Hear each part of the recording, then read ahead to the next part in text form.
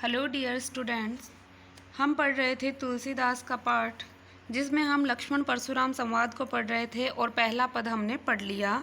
उसके पश्चात अब हम दूसरा पद देखते हैं। देखें, लखन कहा हसी हमरे जाना, सुनहु देव सब धनुष समाना, काछति लाभु जून धनु तोरे, देखा राम नयन के भोरे। पहले पद में हमने पढ़ा था कि लक्ष्मण ने कहा कि हमने तो बहुत सारी ऐसी धनुषियाँ तोड़ी है, तो इसी धनुष पर तुम्हारी ममता किस कारण से इस है। तब उन्होंने कहा था परशुराम ने कि तुम मूर्ख हो जो तुम छोटी छोटी धनुषियों के बराबर शिवजी के धनुष को समझ रहे हो। तब लक्ष्मण वापस कहते हैं, लखन कहा, लक्ष्मण ने कहा, हंसी हंसते हुए, हमरे जाना कि हमारी समझ में, तो जाना यानी समझ में, सुनहु यानी सुन लो, देव यानी हे मुनि परशुराम, सब धनुष समाना, समाना यानी सारी धनुष एक समान ही हैं। का क्षति कि क्या, क्षति यानी क्षति या हानि, लाभु लाभ, जून यानी पुराना, धनु यानी धनुष, तोरे यानी तोड़ने पर। देखा राम नयन के भोरे, राम ने देखा था, नयन यानी नए के, भोरे यानी भरम में। छुअत टूट रघुपति न दोसु, छुअत यानी छूते ही, टूट यानी टूट गया, रघुपति यानी श्री राम का, नय यानी नहीं, दोसु यानी दोष है। मुनि बिनु काज करिए कतरोसु, मुनि यानी है मुनि परशुराम, बिनु काज यानी बिना काम के ही, करिए यानी कर रहे हो, कत यानी क्यों, रोसु यानी क्रोध। शब्दों के अर्थ लिख लेना ताकि आपको आसानी से समझ में आ जाए। बोले चितई, बोले यानी बोलते हैं, चितई यानी देखते हुए, परसु यानी फरसे की, ओरा यानी और, फरसे की ओर देखते हुए बोलते हैं परशुराम। रे सठ की अरे मूर्ख, सठ यानी मूर्ख, सुनई यानी सुनो, सुभाव यानी स्वभाव को, न यानी नहीं, मोरा यानी मेरा, कि तुम मेरे स्वभाव को नहीं जानते। बालकु बोली, बालकु यानी बालक, बोली यानी समझकर, बदऊ यानी वद, नहीं यानी नहीं, तो ही यानी तेरा या तुम्हारा। केवल मुनि, केवल मुनि मात्र, जड़ यानी मूर्ख, जाने यानी जान रहे हो, समझ रहे हो, मोही यानी मुझे। तो पहले हम इतनी लाइनों का अर्थ देख लेते हैं कि परशुराम हंसकर, लक्ष्मण परशुराम से, लखन कहा हंसी हमरे जाना, लक्ष्मण हंसते हुए परशुराम को कहते हैं कि सुनहु देव सब धनुष समाना, कि हे देव मेरी समझ में तो सारे धनुष एक समान ही हैं। कि हे सुनो देव, मेरी समझ में तो सारे धनुष कैसे हैं, एक समान है। काछति लाभु जून धनु तोरे, कि इस शिवजी के पुराने धनुष को तोड़ने से क्या क्षति हुई, क्या हानि हुई और क्या लाभ हुआ, कि ये तो पुराना था। देखा राम नयन के भोरे, कि श्री राम ने इसको नए के भ्रम में देखा था, श्री राम ने सोचा कि ये नया है। छुअत टूट रघुपति न दोषु, कि इसमें श्री राम का कोई दोष नहीं है। दोष क्यों नहीं है, क्योंकि ये तो छूते ही टूट गया। मुनि बिनु काज करिए कतरोसु, कि हे मुनि, हे परशुराम, आप बिना कारण ही क्यों क्रोध कर रहे हो। बोले चितई परसु की ओरा, कि उस समय परशुराम फरसे की ओर देख कर बोलते हैं। रे सठ सुने ही स्वभाव न मोरा, कि अरे शठ, अरे मूर्ख, तुमने मेरे स्वभाव के बारे में अभी तक नहीं सुना है। बालक बोली बंधऊ नहीं तो ही, कि मैं बालक समझ करके अभी तक तुम्हारा वध नहीं कर रहा था। केवल मुनि जड़ जान ही मोही, कि हे जड़, हे मूर्ख, तू मुझे केवल मुनि मात्र समझ रहा है। बाल ब्रह्मचारी अति कोही, विश्व विदित क्षत्रिय कुल द्रोही, भुजबल भूमि भूप बिनु किन्ही, विपुल बार मही देवन हदिनही। कि कह रहे हैं बाल ब्रह्मचारी अति कोही, कि मैं बाल ब्रह्मचारी हूँ, अति यानी अत्यधिक, कोही यानी क्रोधित स्वभाव का, विश्व विदित, विश्व यानी संपूर्ण संसार, विदित यानी जानता है, क्षत्रिय कुल यानी क्षत्रिय कुल का, द्रोही हूँ, मैं शत्रु हूँ। भुजबल मेरी भुजाओं के बल पर, भूमि इस धरती को, भूप यानी राजाओं के बिना की थी, विपुल बार यानी कई बार, मही देवन है यानी ब्राह्मणों को दी थी। सहस बाहु जो परशुराम का शत्रु है, भुज भुजाओं को छेदनिहारा यानी काटने वाला, छेदने वाला। परसु यानी फरसा, बिलोकु यानी देखो, महीप कुमारा यानी है राजा के पुत्र, महीप यानी राजा, कुमार यानी राजा का पुत्र। मातु पितहि जनी सोच बस, कि माता पिता के बारे में सोचकर। करसी महिष किशोर, महिष किशोर यानी भी राजकुमार। गर्भनः के अभ्रक दलन, गर्भनः यानी गर्भ में पल रहे, अर्भक यानी बच्चे, दलन यानी मारने वाला। परसु यानी फरसा, मोर यानी मेरा, अति यानी अत्यधिक, घोर यानी भयंकर है।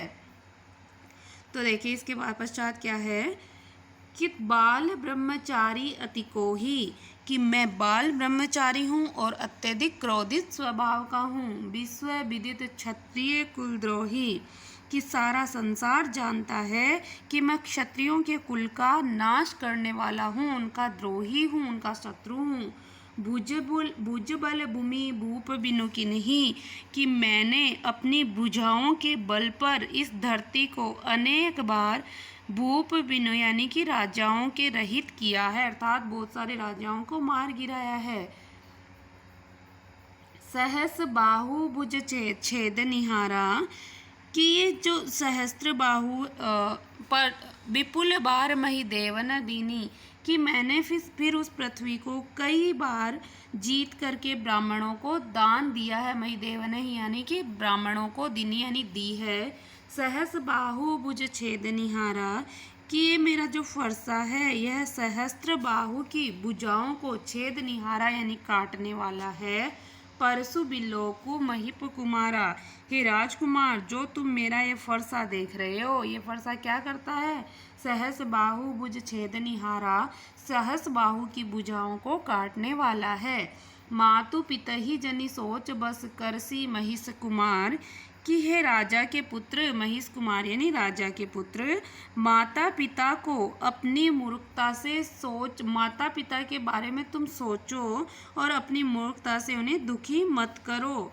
गर्भनः है के अर्भक दलन, कि ये मेरा जो फरसा है परसु मोर अति घोर, कि मेरा यह फरसा अत्यधिक भयंकर और विनाशकारी है, और गर्भ में जो क्षत्रियाणियों के जो गर्भ हैं, गर्भ में स्थित शिशुओं को, शिशुओं गर्भ में स्थित बच्चों का भी यह मर्दन करने वाला है, उनको मारने वाला है। गर्भन यानी गर्भ में पल रहे, अर्भक यानी बच्चे, दलन यानी मारने वाला, मेरा फरसा अत्यधिक भयंकर या घनघोर है। देखिए बालकु बोली, बाल ब्रह्मचारी, विश्व विदित, इन सब में विपुल बार अनुप्रास अलंकार का प्रयोग हुआ है। भुज बल भूमि भूप, तो भय भय वर्ण की आवृत्ति हो रही है, तो इन सब में अनुप्रास और आक्षेप अलंकार का प्रयोग हुआ है, क्योंकि इसमें आक्षेप लगाया गया है। राम पर अवधि भाषा का प्रयोग हुआ है, और दोहा और चौपाई छंद का प्रयोग किया गया है। अब अगला पद हम देखते हैं।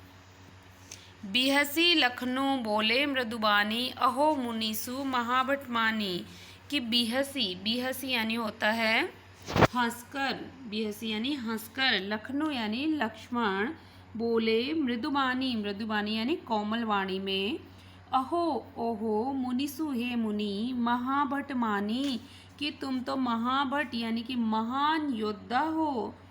पुनि पुनि मोहि देखाव कुठारू, कि तुम बार बार, पुनि पुनि बार बार, मोहि यानी मुझे, देखाव यानी दिखा रहे हो, कुठारू यानी अपना फरसा या खुलाड़ा, चाहत यानी चाहते हो, उड़ावन यानी उड़ाना, फूंकी पहाड़ू, पहाड़ू यानी पहाड़ को, तुम फूंक मात्र से पहाड़ को उड़ाना चाहते हो।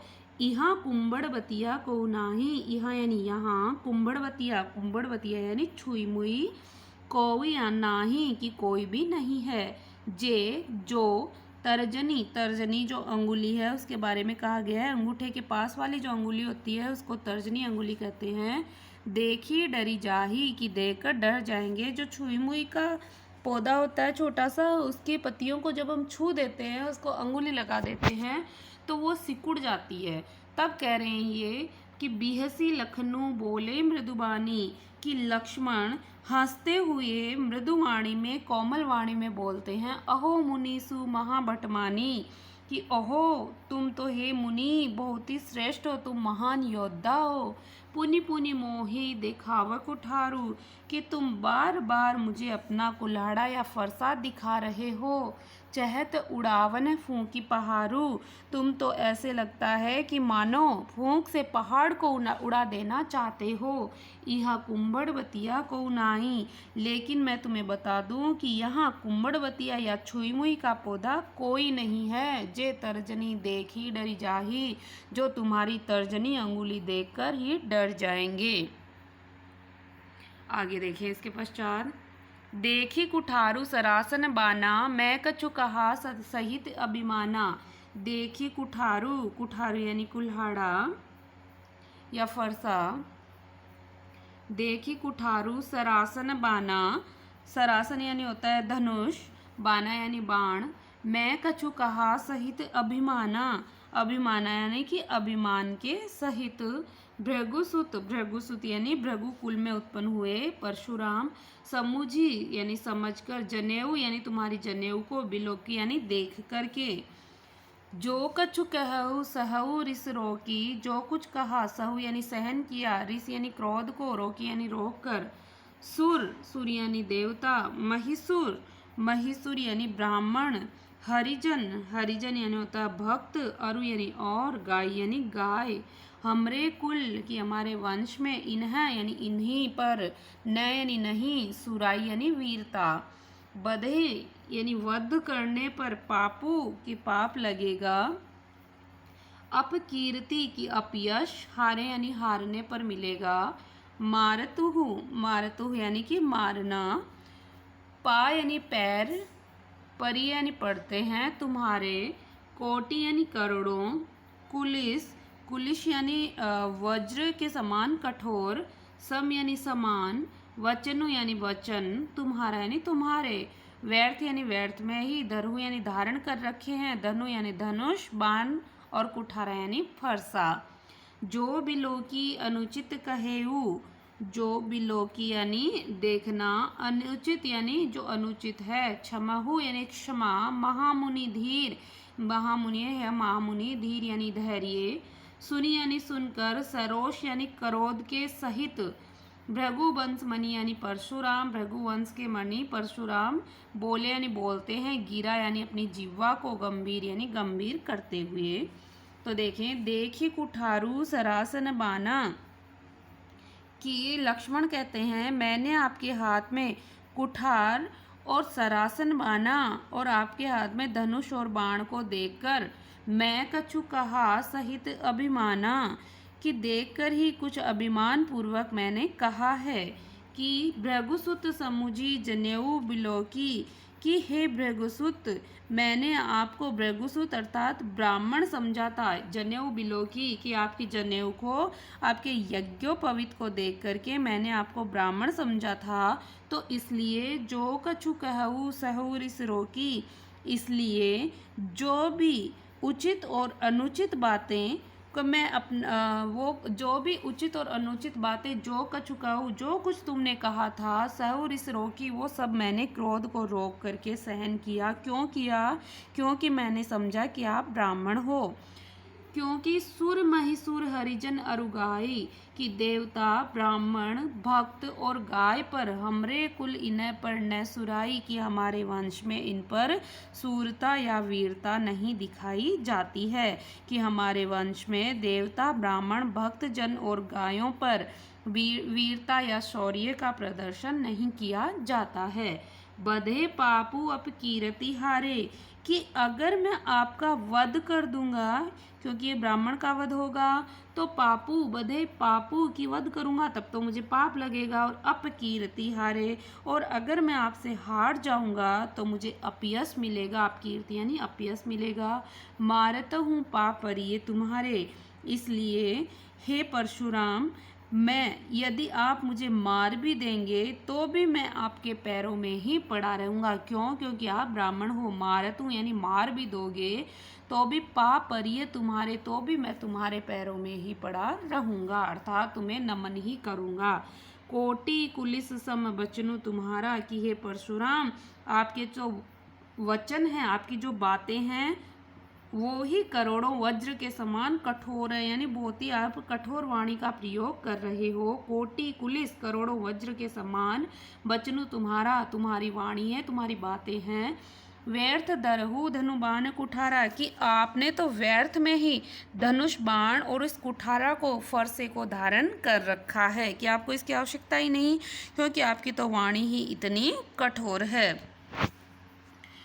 जो बिलो की अनुचित कहयु, कि जो भी, इसलिए कि मैंने जो कुछ भी अगर अनुचित कह दिया, जो यानी जो भी, बिलो की यानी समझो या देखो, अनुचित कहयु मैंने अगर कुछ अनुचित कह दिया तो क्षमहु, तो क्षमा कर दे महामुनि धीर, कि हे धैर्यशाली महामुनि तो मुझे क्षमा कर देना।